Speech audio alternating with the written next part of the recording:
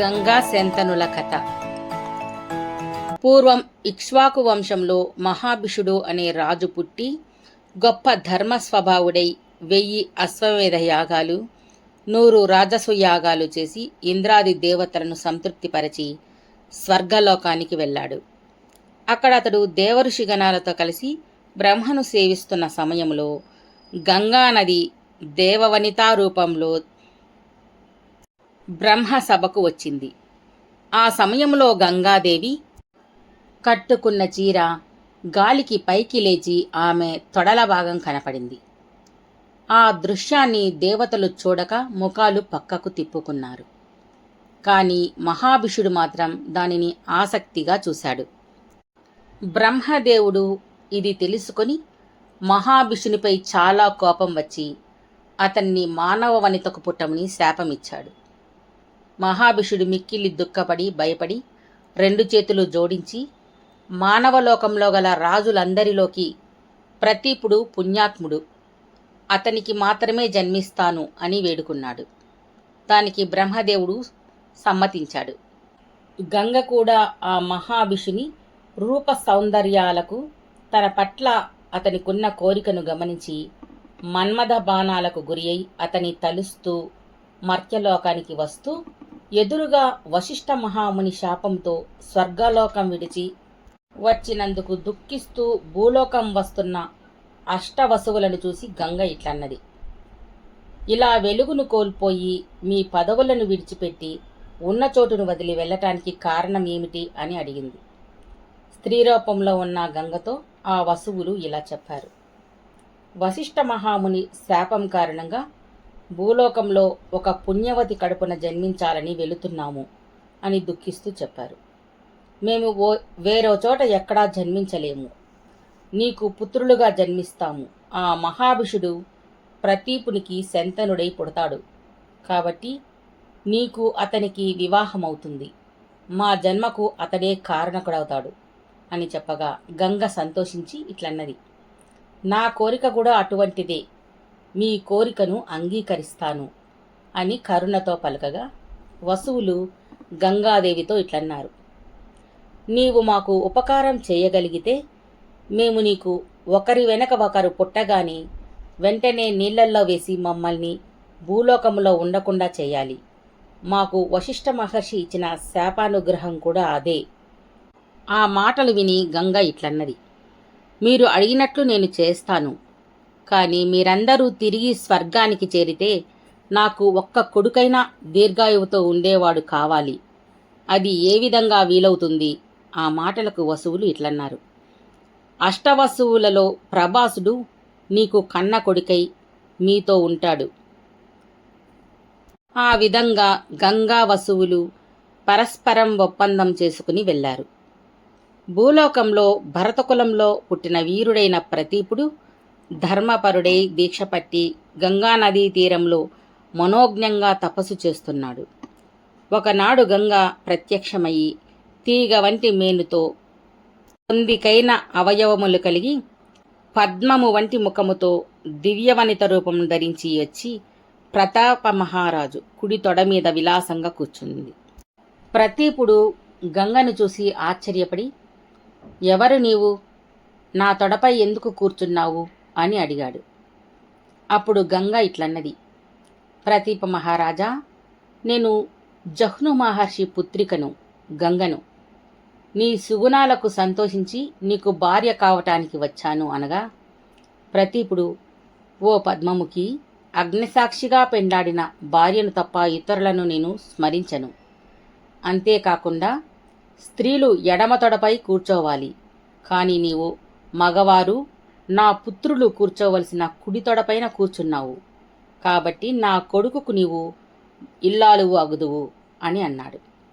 గంగ అట్లే చేస్తానని చెప్పి మాయమయ్యింది. ఆ తరువాత ప్రతీపుడు పుత్రుని కోసం సహధర్మచారినైన సునందాదేవితో పుణ్యతీర్థాలు చేశాడు. వ్రతాలు నిర్వహించి చాలా కాలం తపస్సు చేశాడు. కొంతకాలానికి వారికి దేవ సమానుడైన మహాదాత శంతనుడు కౌరవ వంశంలో జన్మించాడు. అలా శంతనుడు పెరిగి యువకుడు అయ్యాడు. ప్రతీపుడు సమస్త రాజ్యభార్యాన్ని కొడుకుపై ఉంచి రాజ్యానికి పట్టం కట్టి కొడుకుతో ఇట్లన్నాడు. గంగానదీ తీరములో సన్నని నడుముగల కన్య నన్ను దర్శించింది. నేను ఆమెతో, ఇంత అందమైన దానివి నా కొడుకుకు భార్యవి కమ్మని అన్నాను. ఆమె అంగీకరించింది. ఆమెను అనురాగంతో వివాహం చేసుకో. అంతేకాక ఆమె యొక్క కులగోత్రాలామాలు అడగవద్దు. ఆమె కోరిక తీర్చమని చెప్పి తపోవనానికి వెళ్ళాడు. తరువాత శంతనుడు రాజ్యపాలన చేస్తూ ఒకనాడు ధనస్సు ధరించి వేటాడలని ఆనందంగా ఒక్కడే అడవిలో తిరుగుతూ నీటి తుంపరలు చల్లగా పడుతుండగా చల్లనైన గంగానది ఇసుక తిన్నపై ఒక అందమైన మేలిరకపు వస్త్రాలతో పూల మాలలతో మణిహారాలు ధరించి ప్రకాశిస్తున్న చక్కని రూపంగల ఒక కన్యని చూశాడు. ఆమెను చూసి శంతనుడు, ఈమె వనకన్య, రాక్షస కన్యన, నాగకన్య, దేవకన్య, గంధర్వకన్యన, మానవకన్య అయితే ఈ అడవిలో ఒంటరిగా వస్తుందా అనుకుంటూ తనివి తీరక ఆమెను ఆసక్తిగా చూస్తున్నాడు. ఆమె కూడా ఆ రాజు రూపం యవ్వన సౌందర్యానికి వసురాలై అపారమైన అనురాగంతో అతనినే చూస్తున్నది. గంగా శంతనులు ఒకరినొకరు అలా చూసుకుంటున్నారు. శంతనుడు ఆమెను, ఎవరు నీవు అని అడగగా జంకి ఊరుకున్నాడు. అది గమనించిన ఆమె ఇట్లన్నది, ఓ రాజా, నీకు భార్యగా నన్ను చేసుకోవాలంటే, అది నీ కోరిక అయితే నాకు ప్రతిజ్ఞ చెయ్యాలి. అది ఏమిటంటే, నేను ఏది చేసినా దానిని నీవు అంగీకరించాలి. అడ్డు చెప్పకూడదు. నన్ను పరుషమైన కోపపు మాటలతో నా మనస్సు నొప్పించకూడదు. అలాగైతే నేను నీ భార్యనే నీ కోరిక తీరుస్తాను. నీవెప్పుడైనా నాకు నచ్చని మాటలు పలికితే వెంటనే నిన్ను విడిచి వెళ్ళిపోతాను. శంతనుడు ఆమెకు అలాగే అని ప్రతిజ్ఞ చేసి ఆమెను పెళ్లి చేసుకున్నాడు. గంగ కూడా మానవ వనిత రూపం ధరించి శంతనుడికి నచ్చినట్లు ఉంటూ ఆనందంగా కొద్ది రోజులకు ఉండగా వసువులు గంగకు వెంటనే ఒకరి తరువాత ఒకరు పుట్టారు. గంగ పుట్టిన బిడ్డను నిర్దయురాలై తీసుకుని పోయి గంగానదిలో వదిలివేసేది. ఆ రాజు ఆ సంగతి తెలుసుకుని కొడుకులను దయలేకుండా ఎందుకలా చేస్తున్నావు అని అడగలేకపోయాడు. అడగటానికి వెనుకాడాడు. ఒకవేళ అడిగితే ఆమె వెళ్ళిపోతుందని మారు మాట్లాడకుండా ఆమెతో ప్రేమగా ఉండేవాడు. ఇలా ఉండగా 8వ కొడుకు తల్లిదండ్రులకు అనురాగాన్ని పంచుతూ పుట్టాడు. ఆ బిడ్డను చూసిన శంతనుడు మమకారంతో అతడిని చంపనీయక గంగతో ఇట్లన్నాడు, ఇంతకు మునుపు పుట్టిన బిడ్డలను అనేక మందిని చంపావు. ఈ పుత్రుని వదలాలంటే నా వల్ల కావడం లేదు అని గంగకు ఇష్టం లేని మాటలు పలికి గంగకు అడ్డుగించాడు. వెంటనే ఆమె, నీవు నన్ను ఎదురు ప్రశ్నించావు. ఈ రోజుతో నీతో నా సంబంధం వదిలిపోతుంది. నేను పవిత్రమైన గంగను. అష్టవసువులు వశిష్ఠుని శాపముతో భూమిపై పుడుతూ మేము వేరొక చోట పుట్టలేము. నీ గర్భమందు జన్మిస్తాము. భూలోకములో ఎక్కువ కాలం ఉండకుండా విముక్తి చేయమని నన్ను అడిగారు. ఆ దేవతల మేలు కోరి మానవ వనితగా మారి నీ వలన వారిని కన్నాను. దీనివల్ల నీకు అక్షయ పుణ్యలోకాలు దక్కుతాయి. అంతేకాకుండా ఈ 8వ కొడుకు ఇతడు భూలోకంలో చాలా కాలం జీవిస్తాడు అని చెప్పిన గంగతో శంతనుడు ఇలా అన్నాడు, వసువులు దేవతలు పూజింపదగిన వారు కదా, వారిని వశిష్ఠుడు భూలోకంలో పుట్టమని ఎందుకు శపించాడు అని అడగగా శంతనుడితో గంగ ఇట్లన్నది, వశిష్ఠ మహర్షి మేరు పర్వతపు గుహ లోపలి భాగాన్ని ఆశ్రమముగా చేసుకుని తపస్సు చేస్తూ ఉన్నాడు. దక్ష ప్రజాపతి కూతురైన సురభికి కశ్యపునికి పుట్టిన నందిని అనే ధేనువు వశిష్ఠుని ఆశ్రమములో ఉంది. నందిని అనే ఆ ధేనువు హోమానికి కావలసినవన్నీ పొదుగు ద్వారా ఆ మునికి అందిస్తుంది. వశిష్ఠుడు నిశ్చింతగా తపస్సు చేసుకుంటూ ఉన్నాడు. ఒకనాడు వశిష్ఠుని ఆశ్రమానికి 8 మంది వసువులు భార్యతో కలిసి వచ్చారు. వశిష్ఠుని హోమధేనువును చూసి దాని మహిమకు ఆశ్చర్యపడ్డారు. ఆ సమయంలో 8వ వసువు భార్య తన భర్తతో ఇట్లన్నది, ఈ నందిని ధేనువు పాలు తాగి నరులు 10,000 సంవత్సరములు ముసలితనం రోగాలు లేకుండా బ్రతుకుతారట. దీని యజమాని రాజయితే ఎంతో ఉపయోగపడుతుంది. భూలోకంలో ఉసీనర దేశాధిపతి కూతురు జితవతి అని ఆమె నా ప్రాణ స్నేహితురాలు. నేను ఎప్పుడూ ఆమెకు సంతోషం కలిగించాలని భావిస్తూ ఉంటాను. ఈ ఆవును ఆమెకు ఇచ్చి పంపుదాం అని అంది. ప్రియురాలి మాటలు విని ప్రభాసుడు తన సోదరుల చేత కూడా ప్రేరేపితుడై వశిష్ఠుని హోమధేనువును పట్టుకుని పోయాడు. కొద్దిసేపటికి ఆ ముని తన హోమధేనువు కనపడకపోవటంతో అడవి నలమూలలా వెతికి తన యోగ దృష్టితో చూశాడు. వసువులు తీసుకుని వెళుతున్నారని తెలుసుకుని ఆ వసువులను మీరు మానవ జన్మ ఎత్తండి అని కోపంగా శపించాడు.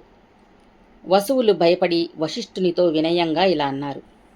వశిష్ఠ మహర్షి, నీవు ధర్మం తెలిసిన వాడవు. మేము చేసిన అవివేకపు పనికి సహించి భూలోకములో ఎక్కువ కాలం ఉండకుండా దయచూడుము అని వేడుకున్నారు. వారి ప్రార్థనకు వశిష్ఠు ప్రసన్నుడయి, మీరు కోరినట్లే జరుగుతుంది. కానీ ఈ 8వ వాడైన ప్రభాసుడు మిక్కిలి నేరం చేశాడు కాబట్టి వీడు భూలోకంలో చాలా కాలం జీవిస్తాడు, సంతానం లేనివాడు కూడా అవుతాడు అని ఈ విధంగా వశిష్ఠుడు చెప్పాడు అని చెప్పి గంగాదేవి తన నిజస్వరూపాన్ని చూపించి పుట్టిన 8వ బిడ్డకు దేవవ్రతుడు అని పేరు పెట్టింది. అతడు పెద్దవాడు అయ్యేంత వరకు తన వద్ద ఉంటాడని శంతనునికి చెప్పి అతనిని ఒప్పించి కొడుకుని తనతో తీసుకుని పోయింది. శంతనుడు ఈ విషయాలన్నీ విని ఆశ్చర్యపోయి గంగతో జీవితం స్వల్పకాలంగా తోచి విచారపడుతూ హస్తినాపురానికి వచ్చాడు. అనంతరం శంతనుడు సువిశాల రాజ్యాన్ని ప్రజలను రాజధర్మ వ్యవస్థతో రక్షించుతూ లోకమంతా అతడిని పొగుడుతూ ఉండగా సుఖంగా ఉన్నాడు. ఒకనాడు వేటకై గంగానది సమీపానికి వచ్చాడు. అక్కడ గంగ సన్నగా పారుతూ ఉంది. ఎందుకు అలా సన్నగా పారుతుందోనని ముందుకు వెళ్ళగా అక్కడ గంగా ప్రవాహానికి ఆనకట్ట కట్టి అడ్డుకున్న ఒక బాలుడిని చూశాడు. అతడు తన కుమారుడే అయినప్పటికీ చూసి చాలా కాలం అయినందున గుర్తించలేక ఆశ్చర్యంగా చూస్తూ ఉన్నాడు. ఆ బాలుడు కూడా తండ్రిని గుర్తించలేకపోయి తండ్రిని చూడగానే అనురాగం కలిగింది. అప్పుడు దివ్యాభరణాలు అలంకరించుకొని కొడుకును కుడిచేతు పట్టుకుని గంగాదేవి ఆప్యాయంగా వచ్చి బాలుని భర్తకు చూపి, ప్రభు, ఈ బాలుడు నీ కుమారుడు దేవవ్రతుడు అని చెప్పింది. మరియు ఇట్లన్నది, ఓ రాజా, ఇతడు వశిష్ఠుని వద్ద వేదాలు చదివాడు, సకల ధర్మశాస్త్రాలు వివిధ శాస్త్రాలను నేర్చాడు, అస్త్రాలను ప్రయోగించటంలో పరశురాముడంతటి వాడు, ఆత్మజ్ఞానంలో సనత్కుమారాదుల వలె పుణ్యాత్ముడు. నీ కుమారుడైన ఇతడిని స్వీకరించుము అని చెప్పి శంతనునికి కుమారుడిని అప్పగించి వెళ్ళిపోయింది. శంతనుడు కొడుకుని చూసి ఉప్పొంగిపోయాడు. అతన్ని తన వెంట తీసుకుని వెళ్ళిపోయాడు. శంతనుడు రాజధానికి వచ్చి సకల రాజప్రధానుల ఎదుట గాంగేయునికి యువరాజ పట్టాభిషేకం చేశాడు. కొడుకుతో వేడుకలు చేసుకుంటూ ఆనందంగా ఉన్నాడు.